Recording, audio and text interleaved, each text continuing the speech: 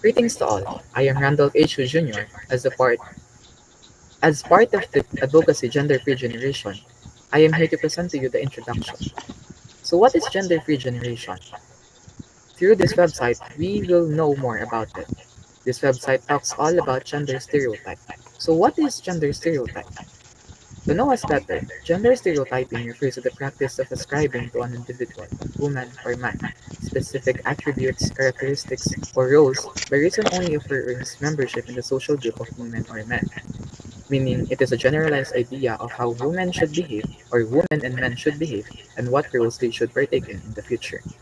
To know more about gender stereotypes, you can actually click on this button to know more about it. Next, I'm calling on Mr. Lirasan to tell us what the causes of gender stereotypes are. Mr. Lirasan? Thank you, Mr. First, socialization from childhood. Childhood, boys learn to be strong, while girls learn to be gentle. These gender stereotypes that continue to adulthood. Next,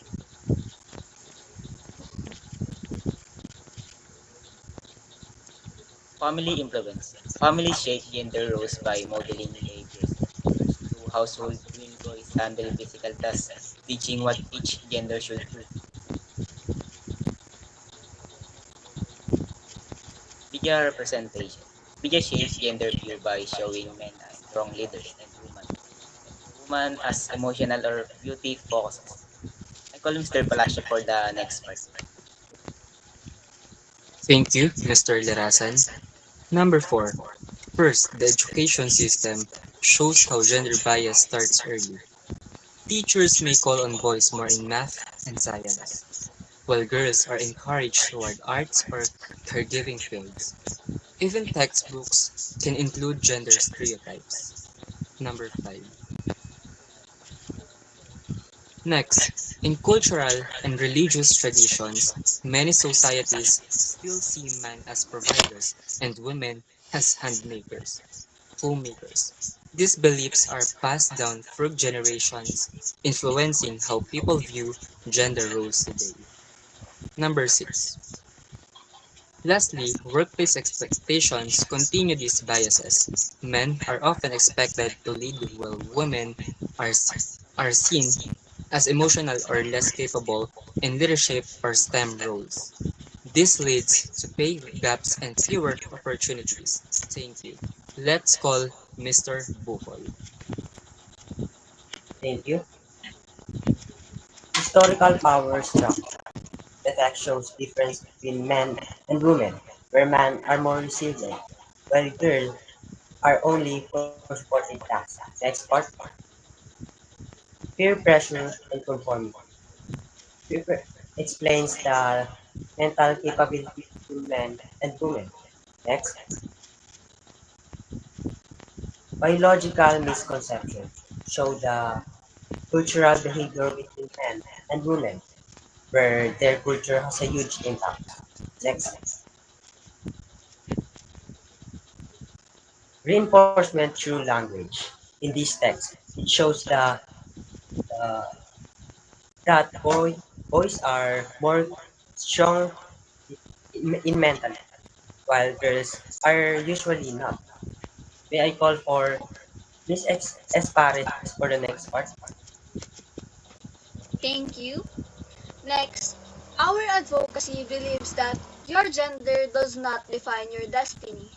So, let's hear about our advocacy. Our advocacy promotes freedom from gender labels and encourages everyone to express who they truly are without judgment. Here, we have our beliefs. This reminds us that everyone has the right to define themselves, to be treated equally, and to help create change by spreading awareness and understanding. Here is also the references that you can access to learn more about gender stereotypes and equality. This ends my part on our advocacy and vision. Next, we have the mission and vision, which will be discussed by Mr. Mong and Paragas. Thank you, Pares. In our mission and vision, on this page, the next generation shares its mission, purpose, and stand. Next, what is our mission? Our mission is to break the barriers of gender stereotypes by promoting equality, respect, and acceptance for all. Our purpose. Our purpose is built on the belief that strength, talent, and potential have no gender. We aim to educate and inspire others to see beyond the labels, encouraging every person to dream big and live authentically. Our stand is for fairness, empowerment, and inclusivity. We refuse to let the society define what boys and girls should be. And that ends my part on mission. I call out Mr. Paragas to explain our vision statement. Thank you, Mr. Mong. So now, let's move on to our vision statement, which shows what we hope to achieve through our advocacy. Vision statement. It shows a dream of a world where everyone is treated equally, no matter their gender. It wants people to follow their dreams and be themselves without limit from stereotypes. Next, why it matters. Gender stereotypes stop people from reaching their full potential. They tell people what they should based on their gender. Breaking these ideas help everyone have first chances, better mental health, and happier society. Next, strategies and action. This part shares ways to stop gender stereotypes, like teaching all kids secular and interests they like, showing people who break gender roles, promoting equal treatment at home, school, and work, and supporting groups that fight for equality. And lastly, talk openly about gender issues. So now let's move on role models and inspirations. It shows people who inspires others by breaking gender roles, like Taylor Swift, Nadine Lustress, and others.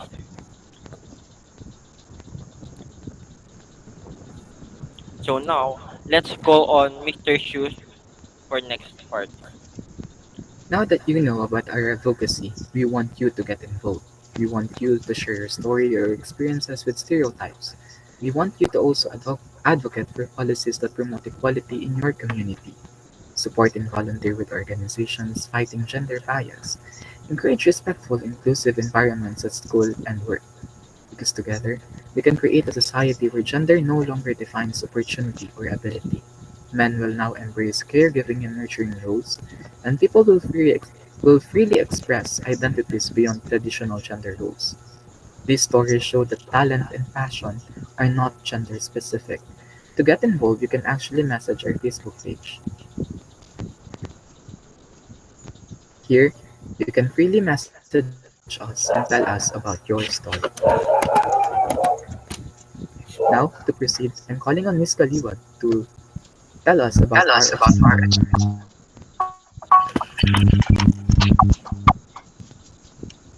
Thanks, Mr. Chu. Let's proceed to talk about our achievement. What have we achieved? Research. You can click research to see how we conduct studies that promote gender equality and help people understand the importance of inclusivity.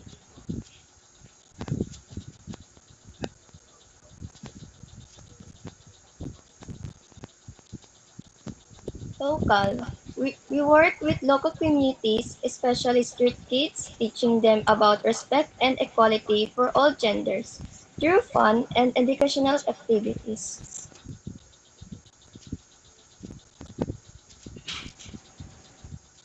School.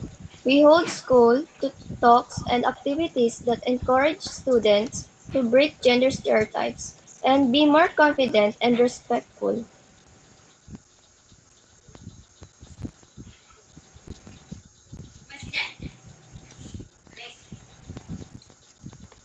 And last, digital world. At the bottom of our site, you can click the pictures or the Facebook logo to visit our page where we share updates and inspiring stories about our advocacy.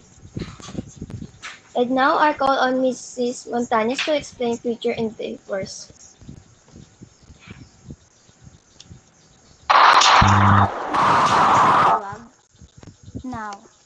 let's proceed to the future endeavors. As grade 11 students, we plan to continue our advocacy of breaking gender stereotypes through simple yet meaningful actions that can create real change in our school and community. First, we have school awareness programs. We will organize many seminars and discussions to teach our students about gender equality and inspire them with real life stories of people breaking stereotypes. Second is social media campaign. We will use social media to share videos, posters, and quotes that challenge gender stereotypes. Third is peer support and inclusion. We will create safe spaces where classmates feel accepted and respected for who they are. Fourth is our creative advocacy project. We will make art, posters, and short films that show how stereotypes affect people and share them in school or online. Fifth is collaboration with our schools and clubs. We will work with other school organizations to create events and campaigns promoting equality. And lastly is continuing the advocacy. We want to inspire younger students to keep promoting equality and create a welcoming school environment. Those are the six future endeavors tied to our message of gender equality. Thank you, Ms. Montañez.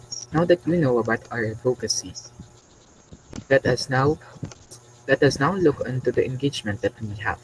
So how are we doing so far?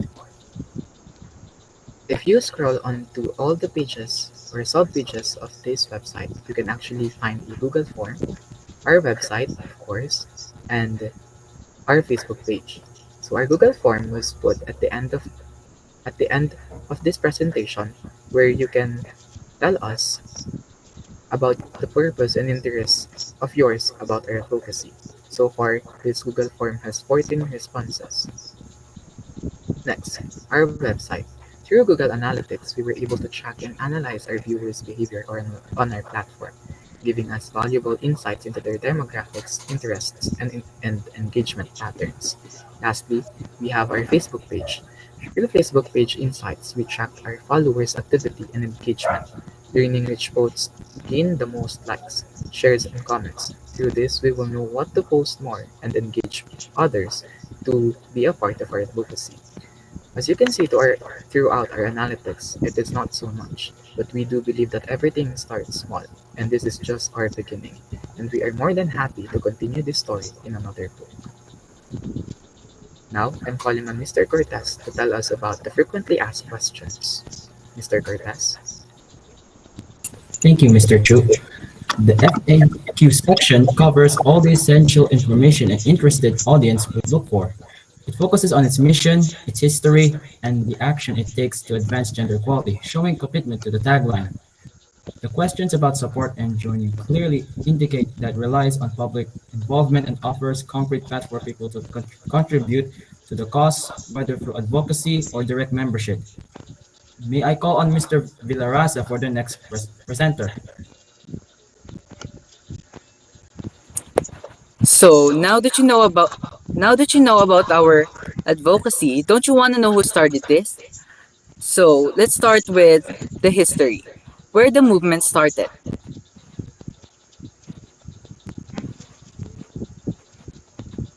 The gender-free generation movement started in 2025 at Silangan National High School in the Philippines. It was born out of concern that gender stereotypes still limit students' choices, opportunities, and identities. Even though society has made progress, many students still faces discrimination simply because they don't fit the traditional expectations. The idea began as a simple classroom discussion about equality and fairness, where students shared their real life experiences, such as being judged as weak for showing emotion, girls being discouraged from doing labor work, students being bullied for dressing or acting differently, and career paths being labeled as for boys or for girls. Now, let's start with who are the people who started this advocacy. The founding members were Bukol, Chu, Cortez, Lerasan, Palacio, Paragas, Patnongon, Villaraza, Kaliwag, Espares, and Montañas. They came together with one strong goal: to break gender stereotypes and build a generation that embraces equality, respect, and authenticity. They believe that change begins in school, where young people are still shaping their values and identity. Through this advocacy, they hope to inspire others to challenge stereotypes and change a more inclusive environment for everyone. Now, why is this advocacy? The founders stood firm in this advocacy because gender stereotypes continues to shape how people think boys and girls should act, speak, and dream. Even as we move toward equality, these stereotypes still appear in our daily lives, sometimes without us even realizing it. So, to end my part, do you agree that isn't it dissatisfying to only know us by our name? Mr. Chu is here to introduce us further than just our names. Thank you. Thank you, Mr. Villaraza. I am here to introduce to you to our team. First, Mr. Bukol Virgilius, age is 16, hobbies are playing online games. Second, Cortez Bryzel Angel P, age is also 16, hobbies are playing video games, making e-comics, and listening to music.